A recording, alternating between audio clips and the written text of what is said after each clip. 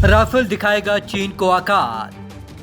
France से आएगा Rafale विमान। अंबाला में तैनात होगा राफेल। भारतीय पायलट लेकर पहुंचेंगे राफेल। परमाणु हमला करने में सक्षम है राफेल।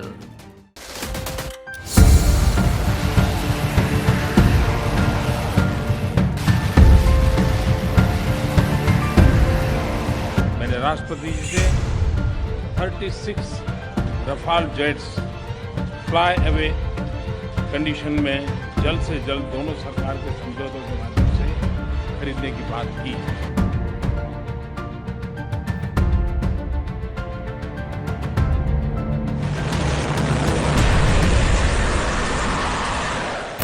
भारत और चीन के बीच सीमा पर जारी तनातनी के बीच भारतीय वायुसेना के लिए अच्छी खबर सामने आई है।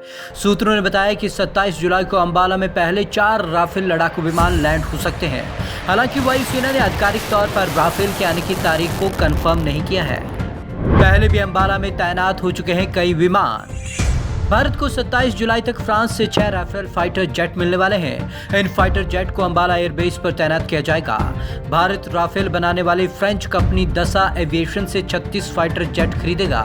उम्मीद है कि 2022 तक ये सभी फाइटर जेट मिल जाएंगे। भारतीय वायुसेना ने पहले भी फ्रांस, रूस और ब्रिटेन जैसे देशों से फाइटर जेट खरीदे हैं।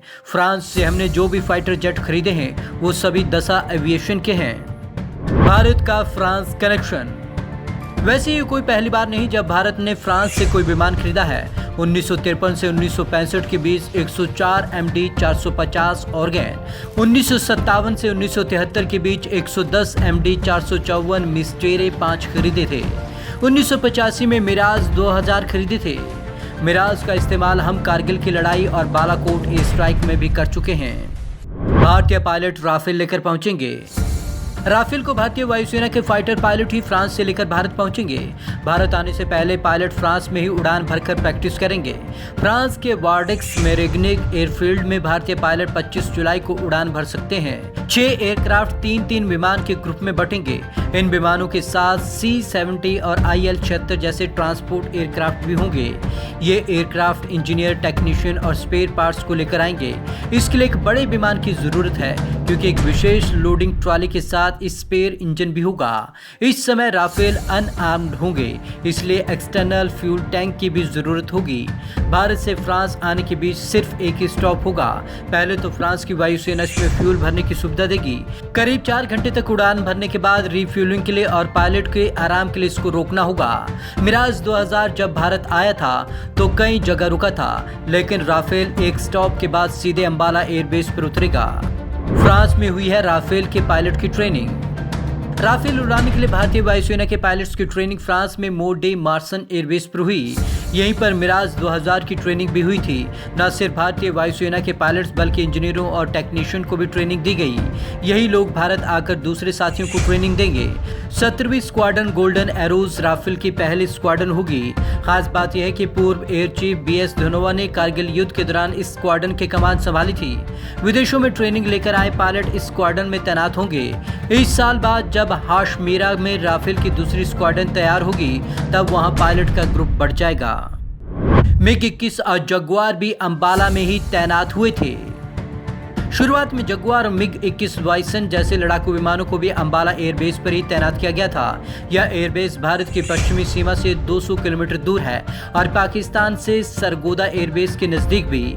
यहां पर तैनाती से पश्चिमी सीमा पर पाकिस्तान के खिलाफ तेजी से एक्शन लिया जा सकेगा। दिलचस्प बात यह भी है कि अंबाला एयरबेस चीन की सीमा से भी 200 किलोमीटर की दूरी पर है। अंबाला एयरबेस से 300 किलोमीटर दूर लेह के सामने चीन का नगारी गरगुंसा एयरबेस है। राफेल की तैनाती के लिए अंबाला में है इंफ्रास्ट्रक्चर। राफेल की तैनाती के लिए यहाँ इंफ्रास्ट्रक्चर भी तैयार किया गया है। स्पेशल ब्लास्ट पेन, एवियोनिक्स और इलेक्ट्रॉनिक्स वारफेयर सिस्टम लैब, हथियार तैयार करने वाले क्षेत्रों समेत तकनीकी इंफ्रास्ट्रक्चर तैयार किया गया है या फिर उसे रीडेवलप किया गया है। हालांकि इंजन के टेस्ट के लिए और सुविधाओं की जरूरत हो सकती है। बाद में इसी तरीके का इंफ्रास्ट्रक्चर हाशिमारा में तैयार किया जाएगा। राफेल करता है सबसे फुर्तीला परमाणु हमला। राफेल DH यानी कि 2 सीटर और राफेल EH यानी कि सिंगल सीटर दोनों ही twin engine delta wing semi stealth capabilities के साथ चौथी जनरेशन का विमान है। ये न सिर्फ फुर्तीला विमान है बल्कि इससे परमाणु हमला भी किया जा सकता है। इस फाइटर जेट को रडार क्रॉस सेक्शन और इंफ्रारेड सिग्नेचर के साथ डिजाइन किया गया है। इसमें ग्लास कॉकपिट है। इसके साथ ही कंप्यूटर सिस्टम भी है जो पायलट को कमांड और कंट्रोल करने में मदद करता है। इसमें ताकतवर M88 इंजन लगा हुआ है। राफेल में एक एडवांस एवियोनिक्स सूट भी है। इसमें लगा रडार, इलेक्ट्रॉनिक कम्युनिकेशन सिस्टम और सेल्फ प्रोटेक्शन इक्विपमेंट भी लागत पूरे विमान की कुल कीमत का 30% है। इस जेट में RBI-2AA active electronically scanned array radar लगा है जो लो ऑब्जर्वेशन टारगेट को पहचानने में मदद करता है। इसमें सिंथेटिक अपर्चर रडार भी है जो आसानी से जाम नहीं हो सकता, जबकि इसमें लगा स्पेक्ट्रा लंबी दूरी के टारगेट को भी पहचान सकता है।